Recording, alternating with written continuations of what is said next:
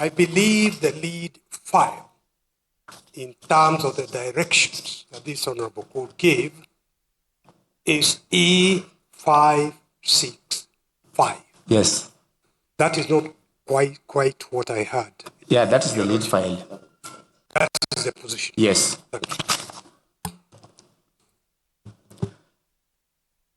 This is the judgment. We have a 350 page judgment,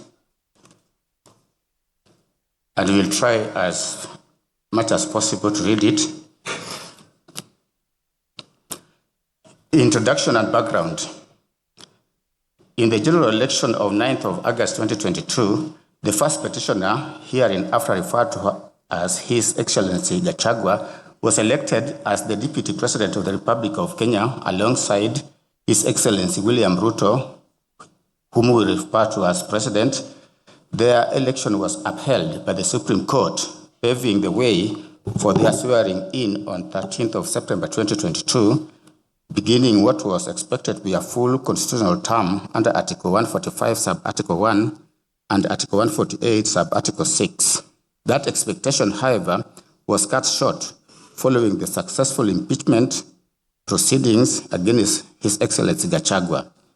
The process leading to his removal commenced on 1st of October 2024, when Honorable Mwengi Mutuse, the 9th respondent and Member of Parliament for Kibwezi West constituency, we shall refer to him as Hon Mutuse, introduced an impeachment motion pursuant to Article 145 and Article 150 of the Constitution. The motion hereafter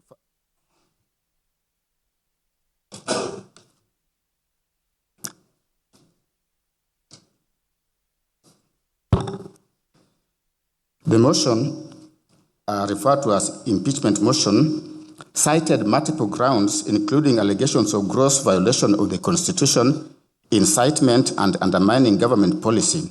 The 11 grounds were as follows.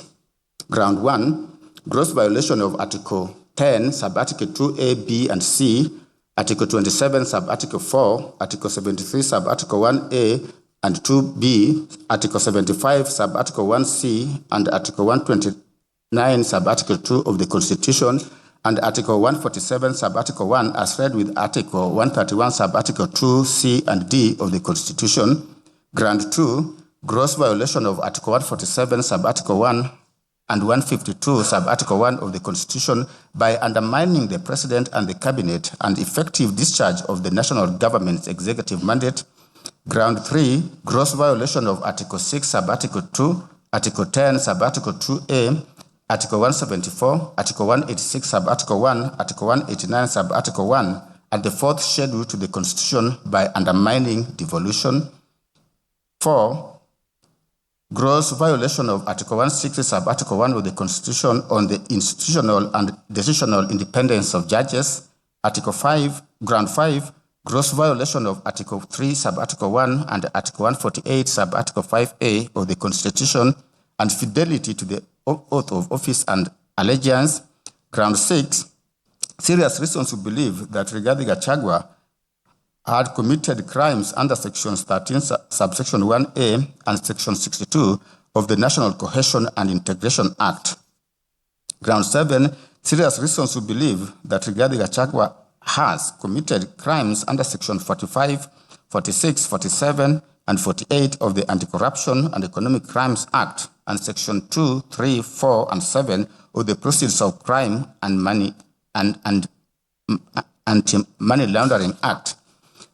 Ground 8, serious reasons to believe that Rigathi Gachagua has committed crimes by continuously misleading members of the public through false, malicious, divisive, and insightful remarks contrary to the provisions of Section 132 of the Penal Code and Section 29 of the Leadership and Integrity Act.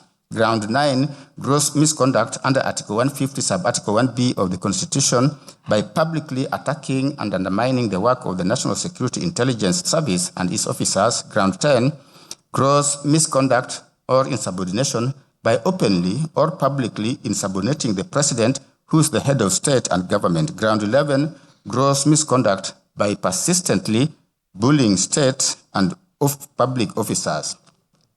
The impeachment motion was formally initiated before the second respondent, that is the National Assembly. In response, several constitutional petitions were filed in the High Court, challenging both the legality and constitutionality of the National Assembly's proceedings. These petitions, consolidated with Nairobi petitions, which I had mentioned earlier, were consolidated and are collectively referred to as the Cohort 1 petitions, with petition number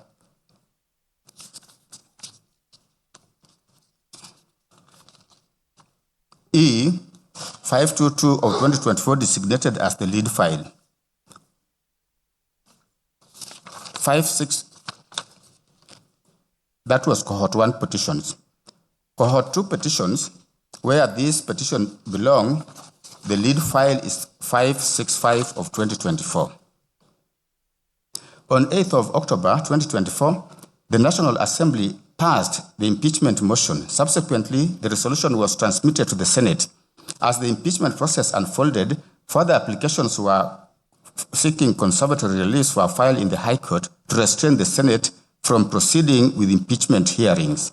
The Senate thereafter conducted its hearings and upheld 5 of the 11 charges against His Excellency Gachagua, as a result of which he effectively ceased to hold office as Deputy President of the Republic of Kenya. The Senate's decision was communicated to the public through a Gazette notice issued on 17th of October 2024. Following the impeachment, His Excellency President Ruto nominated Professor Kithure Kindiki, the second interested party, whom we shall refer to His Excellency Kindiki, to fill the vacancy in the office of the Deputy President. The National Assembly voted in favor of the nomination, and His Excellency Kindiki was sworn into the office on 1st of November 2024.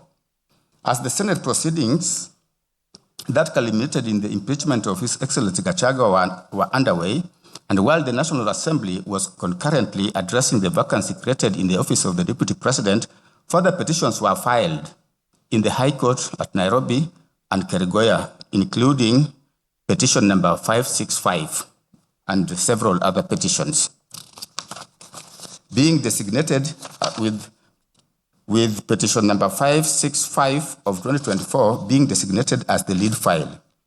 Conservatory orders were initially issued restraining the swearing in of His Excellency Kindiki as Deputy President, but those orders were later lifted by this court in its ruling of 31st of October 2024, paving way for the swearing in as earlier stated. Thereafter, the pleadings were amended and Cohort 2 petitions proceeded for hearing, culminating in the present judgment. We will now proceed to summarize the parties' pleadings and submissions in the Cohort 2 petitions.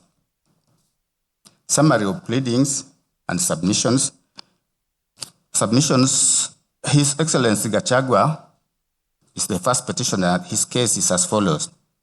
He anchored his case on the further amended petition dated 13th of August 2025, supported by his affidavits deposed to on 18th of October 2024 and 27th of October 2024. Speaking to the deficiencies in the process before the National Assembly, His Excellency Gachagua deposed that the impeachment motion lacked the particularization and specificity required under Article 145, Sub-Article 1 and Standing Order number 64, 1A.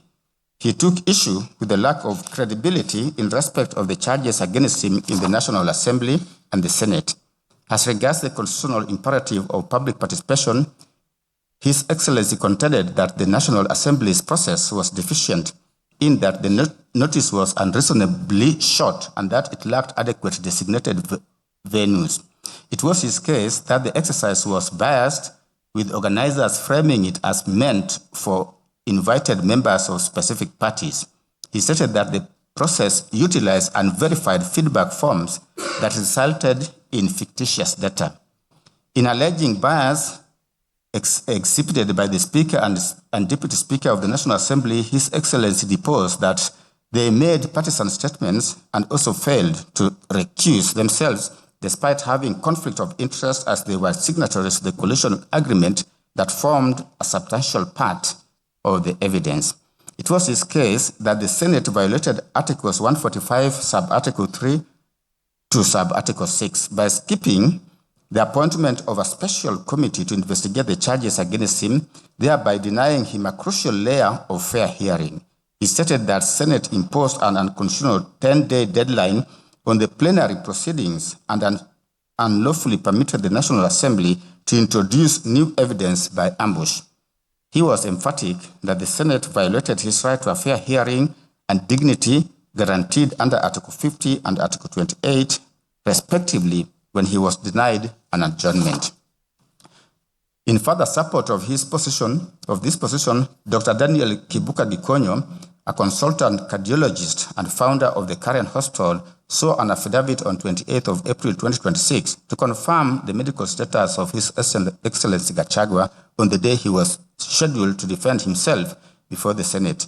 Speaking to the key medical events, it was his evidence that on 17th of October 2024, at approximately 3 p.m., His Excellency Gachagua arrived at Karen Hospital with severe chest pain. He deposed that given his age and underlying risk factors including hypertension, his history of diabetes, stress, he conducted ECGs and blood tests and recommended a 48 to 72-hour admission to enable close monitoring, further evaluation, and appropriate medical management. It was his evidence that he supervised His Excellency Gachagua's care until discharge on 20th of October 2024. Far from the impeachment process, His Excellency Gachagua impugned the subsequent nomination and approval of His Excellency Kindiki. He asserted that the process was rushed and there was no public participation despite the dictates of Articles 10 and 118 of the Constitution. It was his case that the clearance from the Independent Electoral Boundaries Commission, or IEBC, was null and void since the commission lacked commissioners, and as such, the Secretariat was legally incompetent to clear the nominee.